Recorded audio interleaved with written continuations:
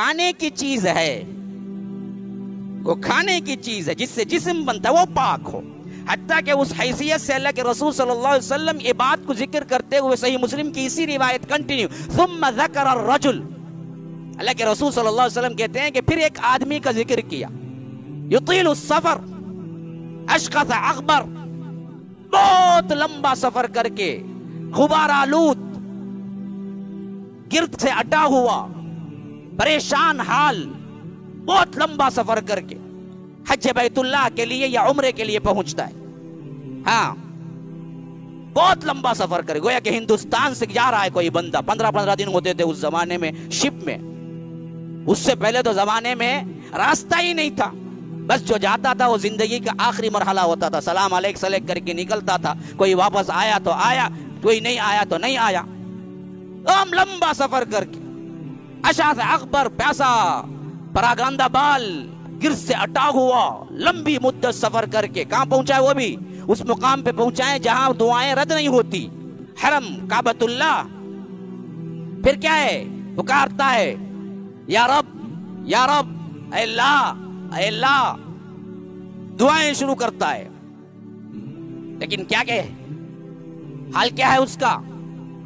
فَأَكَلَهُ حرام وَمَلْبَسَهُ حرام وَغُذِّيَ بِالْحَرام فَأَنَّا يُسْتَجَابُ لَهُ. اس کا کھانا حرام، اس کا پہننا حرام، اس کا جسم کا انگ انگ حرام، حرام سے بنا ہوا ہے.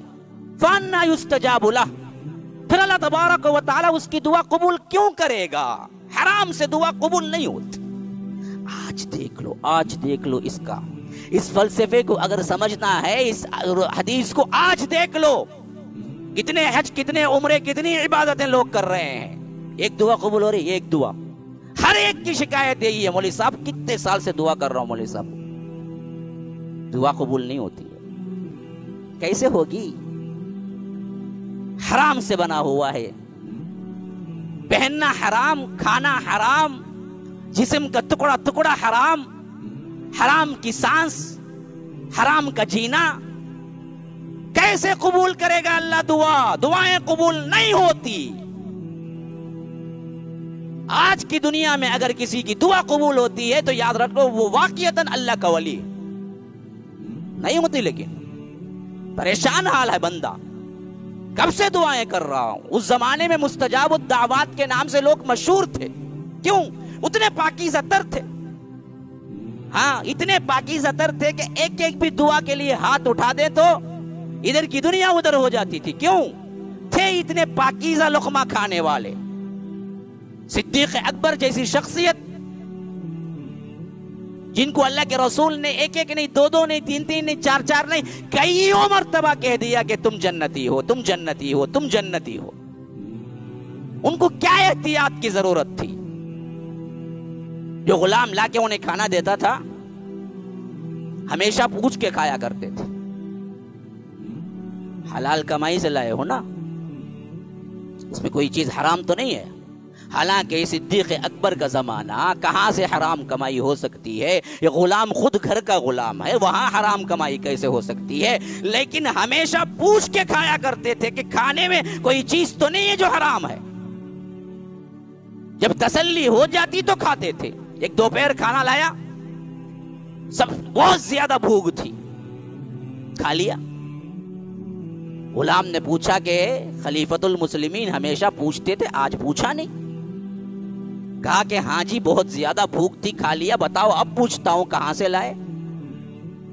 کہا کہ عجیب اتفاق ہو گیا، میں جب جاہلیت کے زمانے میں تھا ایک دفعہ ایسا مجبور ہوا کہ کھانے کے لالے پڑ گئے تھے. میں کیا کروں، کچھ تو کمائی ہو جائے، اس واسطے میں بیٹھا ہوا سوچ رہا تھا. تو ایک بندہ میرے پاس سے گزرا اور اس نے مجھ سے فال مانگی، یعنی فال نکال کے بولتے ہیں نا ایسا اچھا ہوگا، ایسا برا ہوگا، حرام ہے وہ، غیب کی دعوے داری ہوتی ہے. تو میں نے اس کو ایسے ہی کہہ دیا کہ تیرا یہ کام جو ہے وہ ہو جائے گا. اب وہ گیا میں گیا، سالوں بیت گئے، اچانک آج بازار میں اتفاق سے ملاقات ہو گئی تو اس نے بڑا خوش ہو کے کہا کہ بھائی تو نے جو فعال بتائی تھی وہ واقعتاً بڑی ٹھیک لگی، لے اس کا کچھ معاوضہ رکھ لے۔ اس نے مجھے کچھ دینار دیے، کچھ درہم دیے، اسی میں میں نے کھانا خریدا اور یہ لے آیا اور آپ نے بغیر پوچھے کھا بھی لیا۔ صدیق اکبر نے کہا کہ پہلے کیوں نہیں بتایا؟ حالانکہ یہ اس کا معاملہ تھا، ڈائریکٹ بھی حرام نہیں تھا، غلام کا معاملہ تھا، لیکن پھر بھی صدیق اکبر نے اپنے 2 انگلیوں کو حلق کے اندر ڈال ڈال کے اخ اخ اخ پورا خے کر کے، ایک دانہ بھی جب تک پیٹ میں نہیں ہے تب تک اطمینان نہیں ہوا، تب تک انگلی ڈال کے خے کرتے رہے۔ حرام نہ چلے جائے، پیٹ کے اندر حرام نہ چلے جائے۔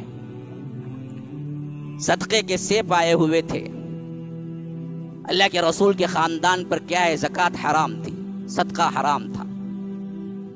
حضرت حسن یا حسین، نام کیا ہے مجھے صحیح سے یاد نہیں ہے، دونوں میں سے کوئی ایک ہے، وہ آئے اور اس سیب کو کیا ہے ایک ٹکڑا لقمے میں لے لیا۔ اللہ کے رسول دوڑتے بھاگتے آئے، کہا کہ تھوکو اخ اخ اخ نکالا اور کہا کہ بیٹا یہ ہمارے لیے حلال نہیں ہے۔ رسول کا نواسا، کھانے کے چیزوں میں اتنا احتیاط کرتے تھے اسلاف، اگر دیکھیں ہم حیران ہو جائیں گے کیوں؟ اسی واسطے ان کے بچے کہیں ابو حنیفہ بنے، کہیں مالک بنے، کہیں ابن تیمیہ بنے، امام ابن القیم بنے، کہیں غزالی بنے، کہیں سلطان صلاح الدین ایوبی بنے۔ آج کیوں نہیں بن رہا کوئی بھی؟ بن رہا تو سلمان رشدی بن رہا۔ حرام کی کمائی، حرام کھلاتے ہو بچوں کو بھی، بچے کیسے بنیں گے پھر اچھے؟ حرام کھا کے کیا کریں گے؟ ابھی عمر نکلتی نہیں زانی بن جاتا، ابھی عمر نکلتی نہیں نشئی بن جاتا، ڈرگز بن جاتا ہے نا؟ ہمارے اپنے بچے کیوں حرام جو کھاتے ہیں نا جی، صحیح کہاں سے بنیں گے؟ خود بھی نہیں سوچتے ہو کہاں سے پیسہ آ رہا ہے، کھلاتے وقت بھی نہیں سوچ رہے ہو بچہ جا کے کیا کھا رہا ہے، کیا کیا کھا کے آ رہا ہے، کہاں پھر کے آ رہا ہے، کن دوستوں میں بیٹھ کے آ رہا ہے۔ حرام کی کوئی ہمارے پاس تمیز نہیں ہے، چل رہا ہے۔ تو یہ تو کھانے کے سلسلے میں